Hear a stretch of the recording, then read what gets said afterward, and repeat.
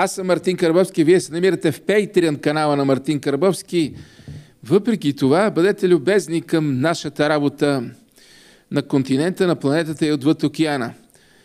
Днес ще ви срещна с Макс Блументал. Той е журналист, блогър, режисьор, главен редактор на The Grey Zone. Grey Zone се описва като независим новинарски уебсайт, посветен на оригинална разследваща журналистика и анализ на политиката и империята.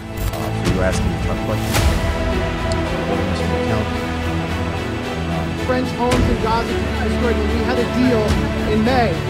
You just allow the Holocaust of our time to happen. How does it feel to have your legacy be genocide? How does it feel to have your legacy be genocide? You too, Matt. 300 reporters in Gaza were on the receiving end of your bombs. Why did you keep the bombs flowing when we had a deal in May? We all knew we had a deal. Everyone in this room knows we had a deal, Tony, and you kept the bombs flowing. Why did you allow my friends to be massacred? Why did you allow my friends' homes in Gaza to be destroyed when we had a deal in May? Why did you allow the Holocaust of our time to happen? How does it feel to have your legacy be genocide? How does it feel to have your legacy be genocide? You too, Matt. You smirk through the whole thing every day. You smirk through genocide. Макс Блументал е награждаван журналист и автор на няколко книги, включително на бестселерите Републиканецът Гомор, Голият, 51-дневната война, Управлението на дивачеството. Публикувал е материали в New York Times, Daily Beast, Guardian, Salon, Al Jazeera English и други. Има видеорепортажи и няколко документални филма, включително Killing Gaza, нещо, което се случва и в момента. July 2014. Israel invades Gaza. Everything was a target. 100,000 homes destroyed. 551 children killed. After 51 days, the war ended, but the terror continued. The killing of Gaza. Иначе Блументал основава The Grey Zone през 2015 година, за да хвърли светлина върху състоянието на постоянната война в Америка и нейните опасни вътрешни последици. They're sending lists of students they want arrested to the US security state, and they're getting what they want out of the deal. The Democrats have similar funders with very similar agenda, but under Donald Trump, the agenda is just more open, and he doesn't hide what the agenda is. He doesn't pretend to support human rights. He tells you what he really is, what his goals really are. Разбира се, Макс Блументал е бил поканен да работи за руските РТ и Спутник и често обвиняват противниците си, че работи за Кремъл. Иначе е роден 77-ма, Бостън, Масачузетс. Баща му е журналист и писател, който е бил помощник на президента Клинтон. I don't believe we've ever had real democracy in the United States.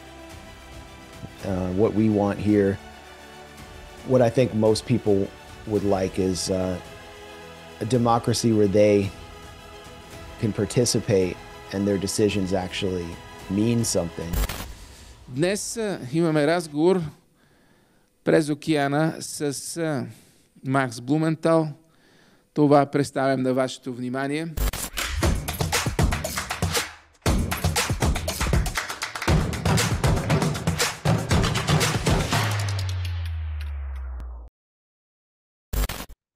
Hello, Mr. Blumenthal. Thank you for accepting my invitation. How are you today? Where are you? I'm well. I'm in Washington, D.C. Thank you for accepting the invitation.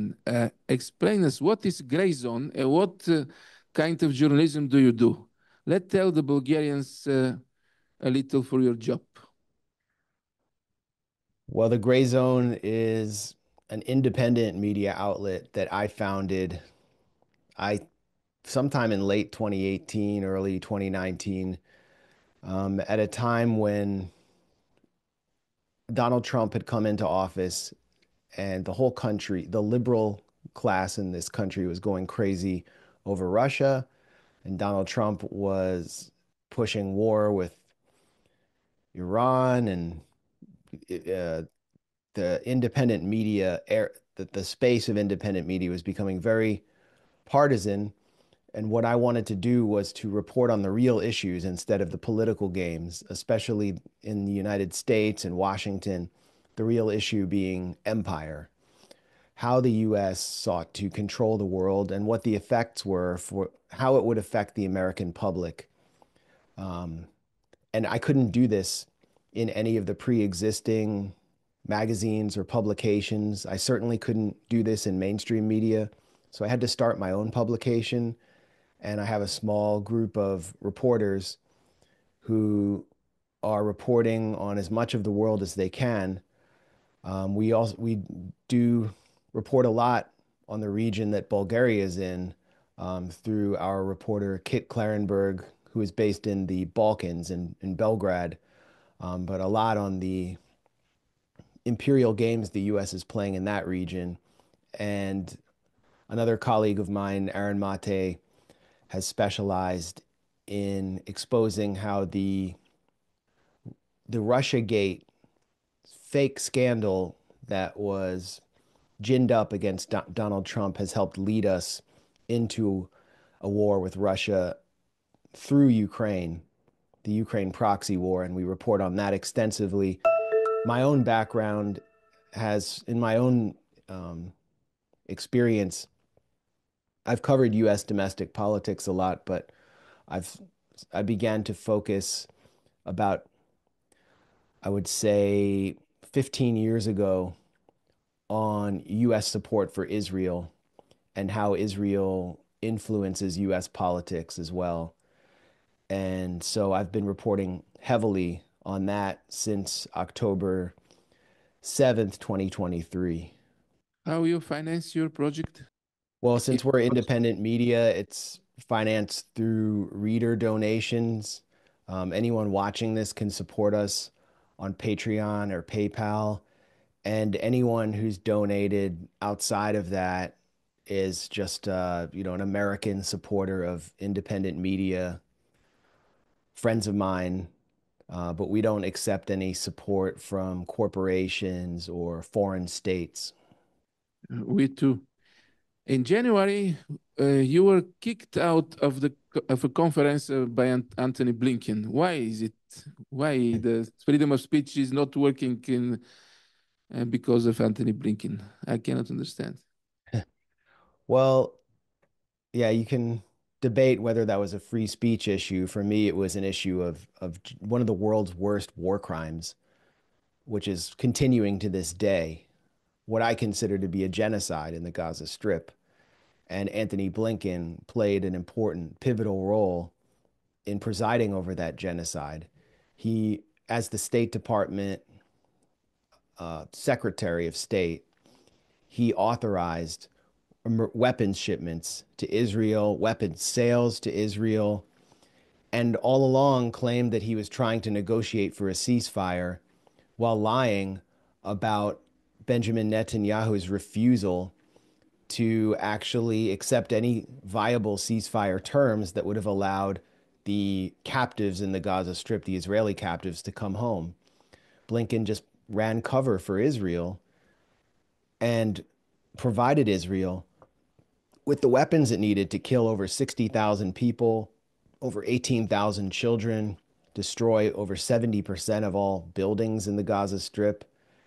And the reporters in Washington were completely feckless.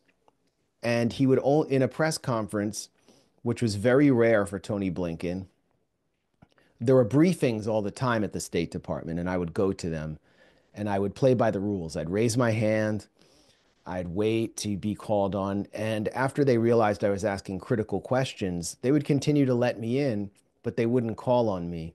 It's a perfect emblematic of how free speech works in the United States, where you're allowed to speak. They're not going to jail you for criticizing the government. At least that administration wasn't, but they're just going to silence you or ignore you or freeze you out. So when Blinken came in the room, I knew I wasn't going to be called on. He would only call on the corporate legacy media people who would ask gentle questions. and I was going to let him have it.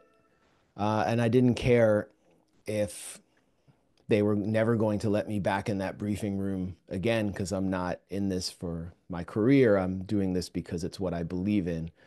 And so, the things that I said to him were many of them were questions that I had always wanted to ask about him that no other reporter asked that I thought were important questions. Okay, it's not like in an American film. In American films, the free speech is winning everywhere and every time. Yeah, yeah. And Woodward and Bernstein, they take down the bad guy. Yeah. They always get the president for his corruption and all the president's men. But in reality, freedom of speech is used often as a mechanism to control the public.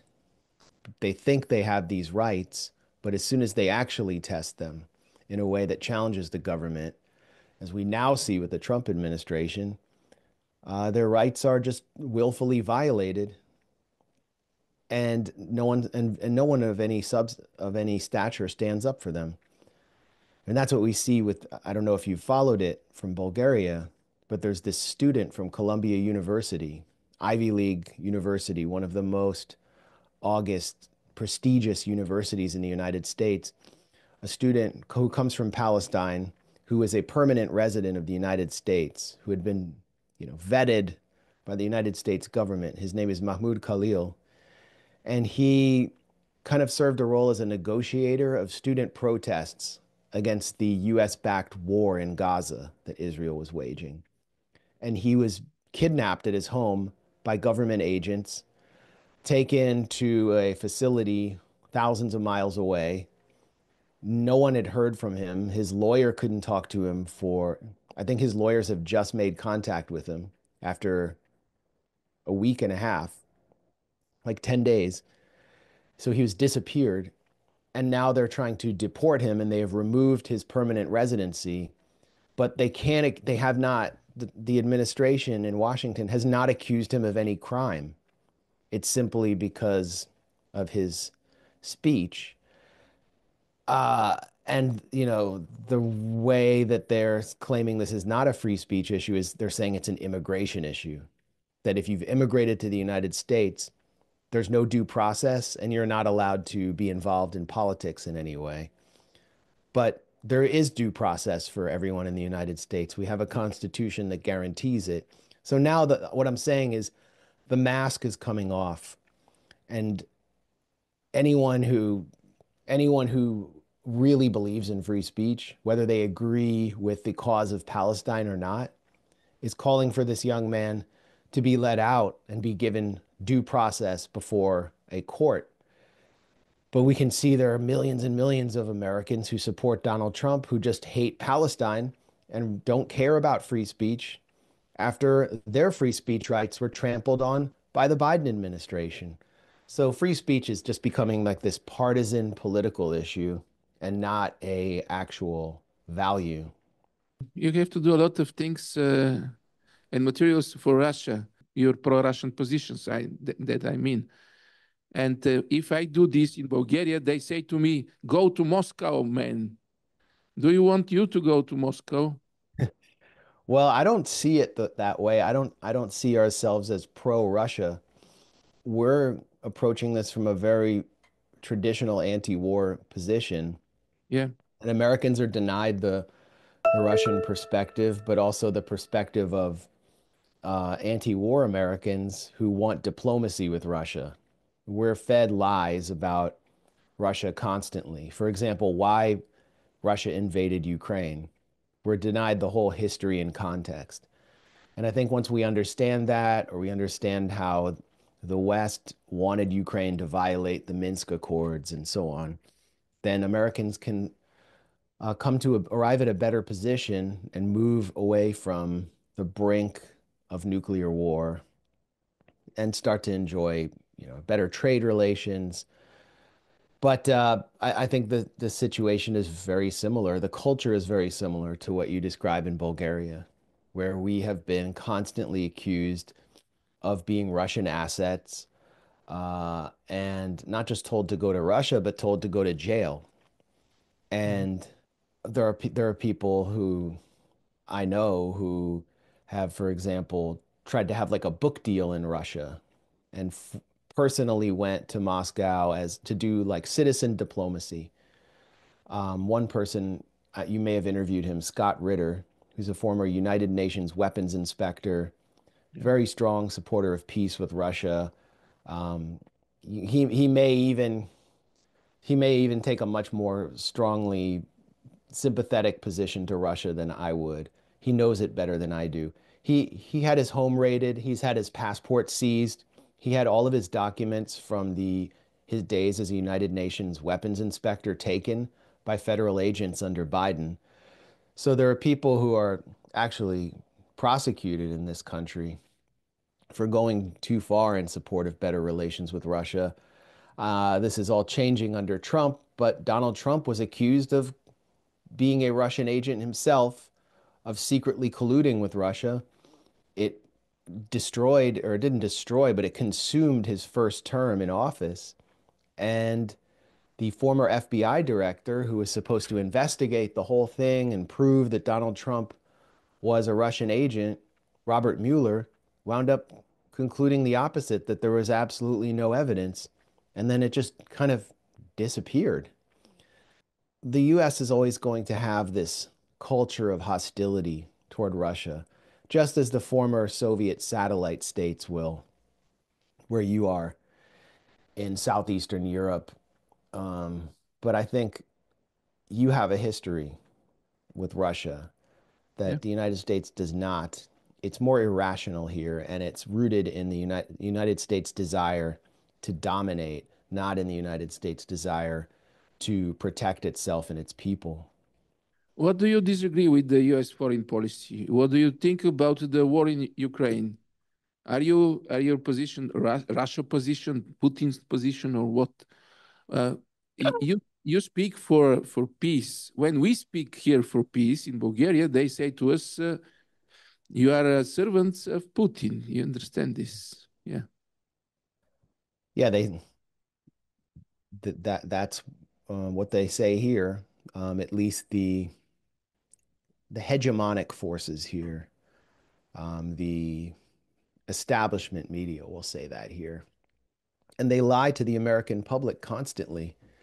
So it's amazing that any part of the American public is not hostile to Russia or doesn't desire war with Russia, and is willing to support the tepid peace initiative of Donald Trump. And that's because they realize that so much of their money is being sent to Ukraine, a very corrupt country led by a former comedian, and the Ukrainian military is not winning. So what is it? Why is it being sent there? Many of them see it just as a correctly see it as a way of making money for the military contractors and weapons industry. That is one of the few productive industries in the United States.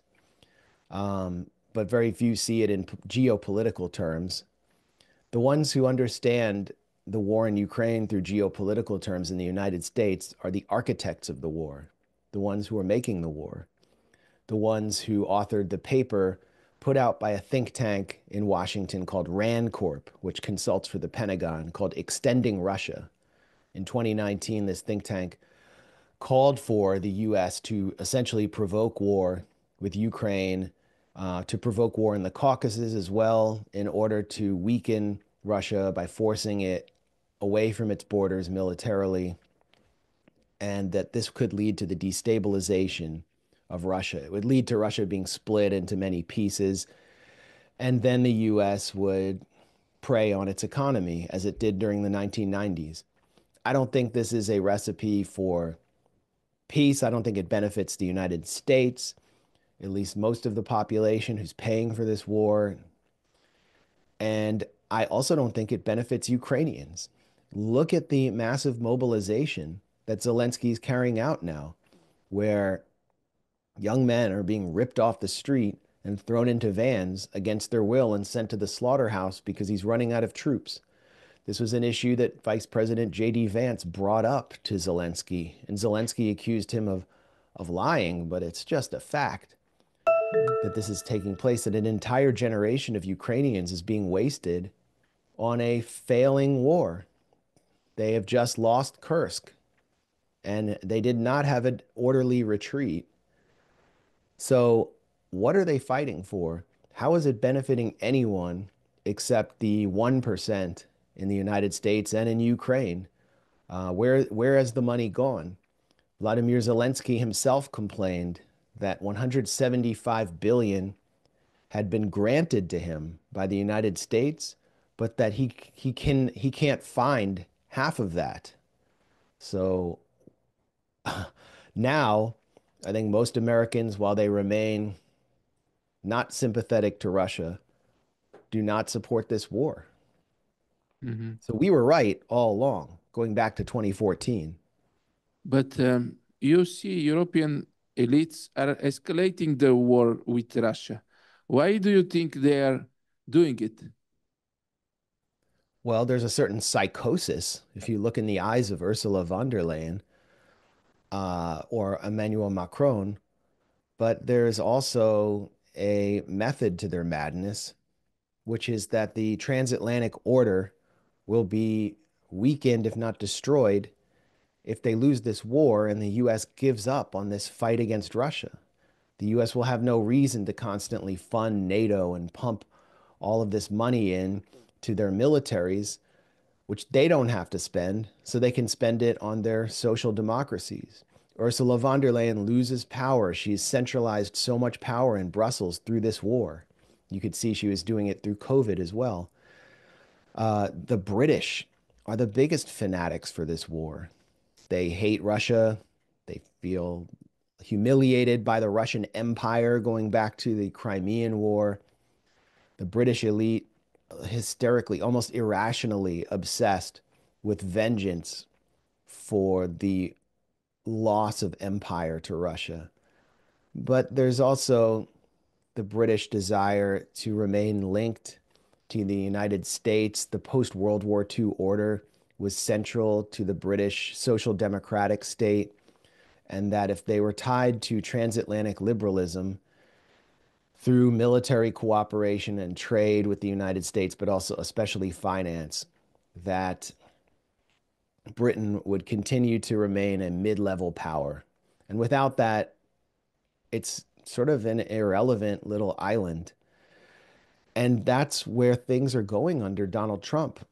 As Trump cuts off Ukraine, Britain loses purpose, and they have to start thinking about funding and creating an all-European army and giving, the EU taking the lead in supporting Zelensky and keeping this failing war going for as long as possible, which really exposes Europe, the EU and Western Europe, as the key problem here, because the American people are losing interest in this.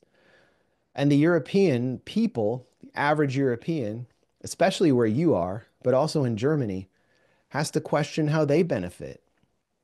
The Nord Stream pipeline attacks, how did that benefit Germans to lose their critical infrastructure, to lose a cheap supply of gas? How did it even benefit the Green Party of Robert Habeck and Annalena Baerbock, who possibly the craziest diplomat on the planet, when they had promised to close Germany's coal plants? And so they have to fire up the coal plants again because Germany loses its energy supply. And who's responsible for that attack? Well, it may be that the United States did it directly, but the official story is that the Ukrainian military, through a secret operation overseen by Valery Zaluzhny, then the chief of staff, without even Zelensky knowing, blew up these pipelines. And Annalena Baerbock is welcoming Zelensky. They're all welcoming Olaf Scholz, welcoming Zelensky after this attack on their critical infrastructure. So where is the dignity of Europe? And where is the benefit to the average European who is economically suffering now as the result of this war? What about the Polish farmers who are now bombarded with cheap Ukrainian grain through the Black Sea grain deal? There's, also, where's the democracy in Europe when Georgescu in Romania wins because the Romanian people want peace, and EU and the EU and NATO, which are now linked, decide no, we don't like the result. Romania can't be a country for peace. Romania is the front line of NATO in extending Russia and attacking Russia. So we're just going to cancel this election. It's a casino democracy, and the House didn't like the result.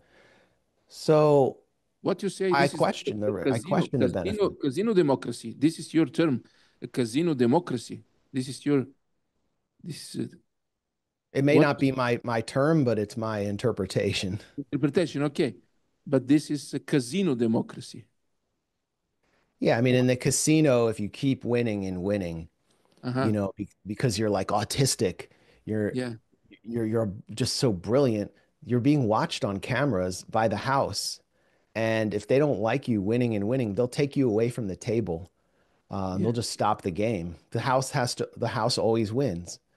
Mhm. I understand. I understand very well. No dignity for Europe, no benefits, and no democracy. This is the result here. This is the result. But what do you want to say to leaders, to the leaders of Europe, and for what you want to say to the leaders of Bulgaria, because we are part of Europe and this and part of from this war. What you want to say to them? Well, the leaders of Bulgaria have to listen to the Bulgarian people. And while I haven't visited Bulgaria or studied the country as much as other European countries, it's clear Bulgarian people are suffering the same effects as many people across Europe. And many of the people who lost their pensions and suffered the cost of neoliberalism after the collapse of the Soviet Union and the collapse of the socialist bloc, some of them have moved to the right and they're being demonized as fascists. It's important to listen to the people who've suffered all of these changes in Europe and to really stand for democracy at home before you go promoting it abroad. And that doesn't seem to be happening. But again, I mean, I would like to visit Bulgaria and listen to the people myself. I've spent much more time in Western Europe and gotten to understand how much of the population is excluded from the democratic process there. Mhm. We want to invite you. Great. Please be invited. Welcome to Bulgaria. I should tell you that while I'd be eager to visit Bulgaria, I'm now afraid to visit certain parts of Western Europe for fear that I will be arrested and deported for my political opinions. No, no. I uh, I want to guarantee to you, nobody will arrest you. I'm first for arresting. You understand? Um, I believe you. please come to see. Here is very interesting. The life is interesting here in Eastern Europe. Who rules the USA now, or from 15 years? It's looks like some crazy people rules there in Washington. Well, the elected leadership in Washington may not actually control the country. Yeah. The elected leadership in Washington is frustrated that, first of all, the Trump administration, that they cannot do everything they want without working within the Republican system. When I say Republican, I mean like a small R Republican, not the party. They, if they want to overrule court rulings in order to enact their agenda, and they don't respect the Constitution, which, I mean, obviously, other administrations haven't either. The Constitution has been obliterated since 9/11 by the security state, but now they seek to arrest people and deport them for speaking out for Palestine, and they're expanding this witch hunt. The financial elite rule in Washington. Donald Trump's top two donors rule in Washington. Elon Musk is one of his donors, and Elon Musk is shaping Donald Trump's agenda simply by paying for a large part of his campaign. And the other donor, who gets much less coverage because she represents Zionism or Israel, which has so much support among the media in the US, is Miriam Adelson. Who is this She, guy? Miriam Adelson. She is the widow of a casino baron named Sheldon Adelson, who's dead now. He runs Las Vegas Sands.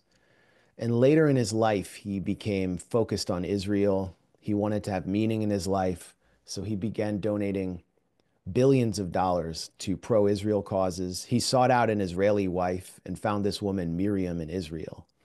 And she now controls his fortune and has spent over $200 million on Donald Trump alone, as well as so many other people around Trump. She may have spent over 600 million total on Trump's career as a national politician. And she is calling the shots.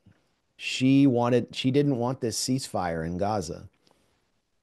She got what she wanted right now. We're witnessing one of the worst war crimes in the world. In the last 2 days, Israel has killed close to 500 people. Israel killed 80 children in less than 1 hour, 48 hours ago. And Miriam Adelson is ensuring that this happens, as well as the war on Yemen the U.S. is waging, where the U.S. is attacking one of the poorest countries in the world because Israel wants it to. Yemen doesn't threaten U.S. security. It wasn't even threatening U.S. shipping. The Yemeni Houthis said we will blockade Israeli shipping until Israel allows food and electricity into the Gaza Strip. So the U.S. is now bombing Yemen's capital. It all goes back to the influence over Donald Trump. And Miriam Adelson funds groups on U.S. college campuses, which are working to stop the free speech of students protesting for Palestine. They're sending lists of students they want arrested to the U.S. security state, and they're getting what they want out of the deal. The Democrats have similar funders with a very similar agenda, but under Donald Trump, the agenda is just more open, and he doesn't hide what the agenda is. He doesn't pretend to support human rights. He tells you what he really is, what his goals really are. You must know many people in Eastern Europe, here in Bulgaria. We were happy then when Trump won. We have a little bit hope for Trump because Biden was a political madness or Yeah. maybe senile. Mm, I think Trump is better than Democrats. For Eastern Europe, Yeah, certainly. I mean, the Democrats have supported the destabilization of Eastern Europe and refused to listen to the working people there because they have this program of NATOization and encircling Russia. And they funded these destabilizing color revolutions, all the NGOs where they create to impose their agenda. That comes through the Open Societies Foundation of George Soros, who is the largest donor to the Democratic Party. And George Soros's vision was deeply disturbing. In a 1993 essay called Towards a New World Order, yeah. which the headline should have scared everyone, George Soros imagined the continuous expansion of NATO and the Slavic population or the Eastern European population Yeah. would provide body bags. In other words, they would fight and die against Russia. And that would take away the political problem that the West faced for waging war. He basically put together a blueprint for the Ukraine proxy war, where the Ukrainians are just bullet stoppers whose lives don't matter, and they're advancing the agenda, the sinister agenda of the West, which wants to control the world financial system. And that's his vision of the open society. And on a cultural level, advancing a program that most Europeans don't want either, because my understanding is many Eastern Europeans are connected to the church and conservative. I personally am not conservative, but there has to be democracy. And so what Soros did also was his foundations became an outlet for the Central Intelligence Agency and the State Department to sponsor activities in countries, to meddle in countries in Eastern Europe that without people knowing that the United States, US intelligence was sponsoring these NGOs. Soros became the overt operator, as he was called in a 1991 Washington Post article, working on behalf of the US intelligence services to push an agenda, often against the will of local populations. So Donald Trump is now unraveling USAID. There's a new assault, if you want to call it that, on there's a giant building here in Washington across the street from the State Department called the U.S. Institute for Peace. This is many Europeans don't know about this. This is a department that's actually a nonprofit that specializes in color revolutions, and they do not support peace. Their director has been one of the biggest advocates for sending long-range missiles to Ukraine to attack inside Moscow. It's a joke that they're called an Institute for Peace. Then there's the National Endowment for Democracy, which worked alongside George Soros and USAID to sponsor color revolutions and fund parties and candidates without, anyone in order to just impose a Western political program linked to the Democratic Party. The National Endowment for Democracy is fighting for its life now under Trump. So I understand why many Eastern Europeans don't want the Democrats in office. There's also the economic component. They don't want your countries to enjoy trade with Russia, and that's bad economically. Yeah. The Economic Association Agreement for Ukraine was bad for Ukraine, that the EU was trying to impose in 2014, and it would have represented austerity. And since Ukraine was forced to accept that deal, and then the Maidan coup took place, you've seen millions and millions of Ukrainians have to leave, when it would have been much better for them to have a trading partner right next door that was giving them cheap gas. It would be great if countries caught in between all across Eastern Europe could actually enjoy trade with both Russia and the West, and their Western partners. So it's just sad for the people who are kind of caught in between, and it's really the Democratic Party in Washington that has forced them to make that terrible choice. And what do you think for the situation in Turkey? Turkey, the new name of the state. Yeah. Well, I've had the chance to have some conversations in Turkey recently with people who are close to Erdogan, or at least who come from his party. And while they're not pro-Western, they don't see a future in which Turkey defies NATO or the West, or even Israel, even though Erdogan has so much harsh rhetoric to Israel. Define or predict the future of the world. A bipolar or a multipolar world? What is China in this picture? Well, even Marco Rubio, Secretary of State of the US, who is a pet project of the neoconservative movement, which believes in American world domination, has acknowledged that the world is heading into a multipolar phase. And so powerful countries will seek to control their own spheres of influence. The United States, being the most powerful country, will seek to control the Western Hemisphere. The question is, will China be granted a sphere of influence, or will the US continue to arm Taiwan to the teeth and attempt to support insurgencies in Western China and attempt to violate Japan's pacifist constitution and place advanced weapons systems in Japan and support militaristic Japanese leaders? The Philippines as well, South Korea. Will the US actually be able to give this up? This really represents the underpinning of the post-World War II, post-Korean War order. And the US, I think that there's a contradiction there in the US accepting a multipolar world because of the financial competition from China. Russia doesn't represent financial competition the way China does.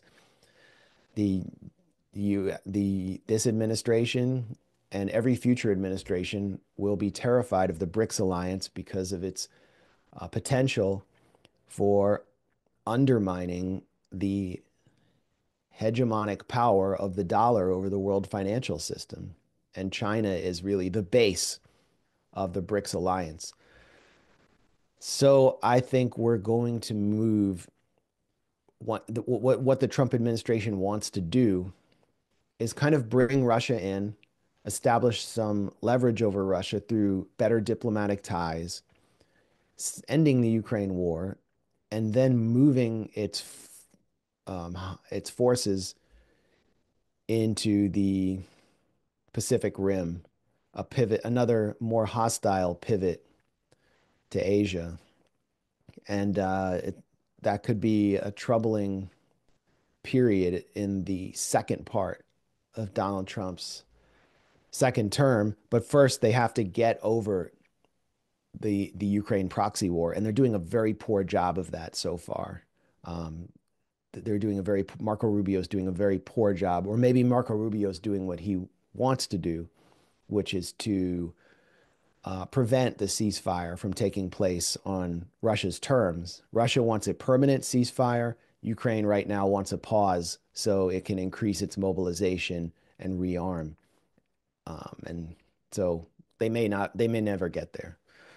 Mr. Blumenthal or Max, do we want democracy back? What's our wish?